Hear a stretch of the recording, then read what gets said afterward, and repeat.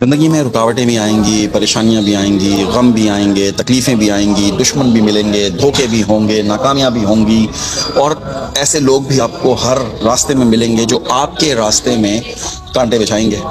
ایسا ہوگا. لیکن سوال یہ نہیں ہے کہ یہ سب کچھ ہوگا یا پھر نہیں ہوگا.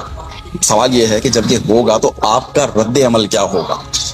میں نے نا جتنی بھی دنیا کو پڑھا ہے، جتنا بھی دنیا کو سمجھا ہے، اتنا ہی یہ جانا ہے کہ شکایتیں اکثر طاقت کی نہیں بلکہ کمزوری کی نشانی ہوتی ہیں. کیونکہ شکایت کا مطلب یہ ہے کہ آپ نے اپنی پوری توجہ مسئلے پر لگا دی بھائی. صحیح ہے. جبکہ طاقتور انسان نا اپنی پوری توجہ اس مسئلے کے حل پر لگاتا ہے. کمزور آدمی بیٹھ کر کے دنیا کو قصوروار ٹھہراتا ہے. جو مضبوط آدمی ہوتا ہے وہ اٹھتا ہے اور اپنے حالات کو بدلنے کی کوشش کرتا ہے. نہیں سمجھے.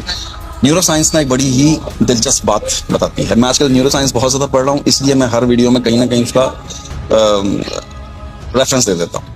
جب انسان نہ بار بار شکایتیں کرتا ہے تو دماغ میں وہی نیورل راستے مضبوط ہوتے چلے جاتے ہیں جو منفی سوچ سے جڑے ہوئے ہوتے ہیں. یعنی جتنا زیادہ آپ شکایت کرتے ہیں آپ کا دماغ اتنا ہی زیادہ شکایت کرنے والا بنتا چلا جاتا ہے. یہ بالکل ایسے ہی ہے جیسے جنگل میں ایک ہی راستے پر بار بار چلنے سے ایک پگڈنڈی ٹائپ کی بن جاتی ہے نا، راستہ سا بن جاتا ہے. جیسے میرے پیچھے ایک جنگل ہے، اس پہ راستہ بن جاتا ہے، پھر لوگ اسی پر چلتے ہیں. دماغ بھی اسی اصول پر کام کرتا ہے. اگر آپ ہر مسئلے پر رونا شروع کر دیتے ہیں تو دماغ مسئلے ڈھونڈنے والی مشین بن جاتا ہے. اور اگر آپ ہر مسئلے میں حل تلاش کرنا شروع کر دیتے ہیں تو دماغ پھر حل ڈھونڈنے والی مشین بن جاتا ہے.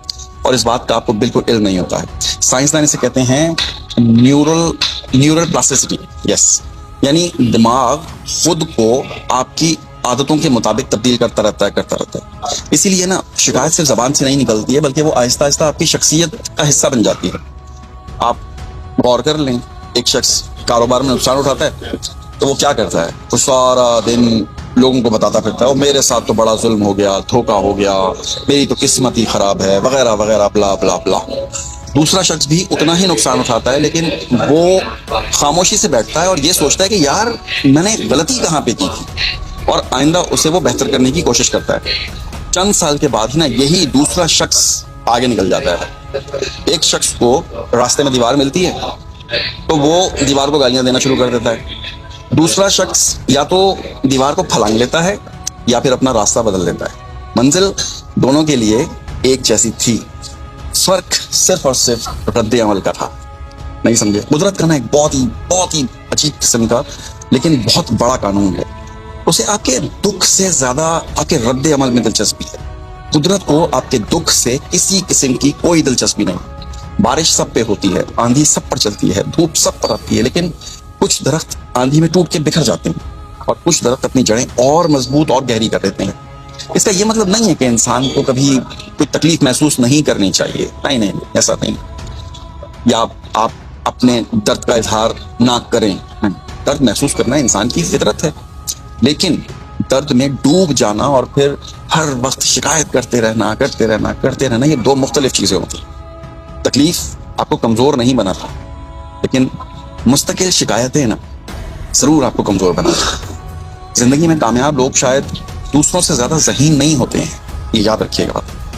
لیکن نا وہ ایک کام جو سب سے بہتر کرتے ہیں کہ وہ اپنی پوری توانائی شکایت پر ضائع نہیں کرتے. وہ اسے سیکھنے، بدلنے اور آگے بڑھنے میں خرچ کر دیتے. اگر آپ بھی کوئی مسئلے سے گزر رہے ہیں، مسائل سے گزر رہے ہیں، تو بجائے اس کے کہ آپ شکایتیں کریں، ہاتھ درد کر گیا میرا، ہاتھ میں اٹھا، آپ شکایت کریں، آپ اس کا حل تلاش کریں. مجھے پتا ہے یہ کہنا بہت آسان ہے لیکن کوشش کرنے میں کوئی حرج نہیں. وقت تھا ابھی فلائٹ میں تو میں نے سوچا تھوڑا بھاشن دے دوں آپ کو.